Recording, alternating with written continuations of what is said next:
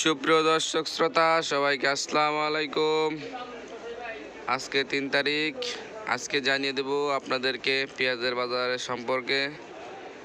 আর তার আগে যদি আপনি আমার ইউটিউব চ্যানেলে নতুন হয়ে থাকেন তাহলে কিন্তু অবশ্যই চ্যানেলটি সাবস্ক্রাইব করবেন, কারণ প্রতিদিন কিন্তু জানতে পারবেন এই ভিডিওর মাধ্যমে, এই ইউটিউব চ্যানেলের মাধ্যমে পেঁয়াজ এবং আলুর পাইকারি বাজার দর সম্পর্কে। দর্শক শ্রোতাবৃন্দ দেখতে পাচ্ছেন আজকে কিন্তু প্রচুর পরিমাণ পেঁয়াজ আমদানি হয়েছে আজকে। আর পাশাপাশি জানিয়ে রাখি যে আলুর বাজার কিন্তু অত্যন্ত বেশি। আজকে কিন্তু আলু বিক্রি করা হচ্ছে 48 টাকা কেজি। বুঝতেই পারছেন স্টিক আলুটি কিন্তু আজকে 48 টাকা কেজি বিক্রি করা হচ্ছে। প্রচুর পরিমাণ বেড়েছে কিন্তু আলুর পাইকারি বাজার দর। এটা 2 দিন আগে কিন্তু ছিল 45 টাকা।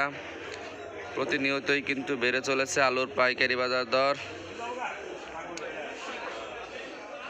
আর পাশাপাশি কিন্তু আজকে পাকড়ি আলুটা বিক্রি করা হচ্ছে 55-56 টাকা কেজি। এটা হচ্ছে ঢাকার বাজার।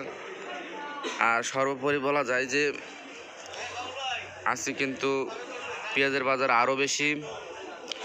যে ফরিদপুরের কিং পেঁয়াজগুলো রয়েছে সেগুলো কিন্তু আজকে বিক্রি করা হচ্ছে 75 থেকে 76 টাকা, যেটি কিনা কালকে ছিল 70 থেকে 72।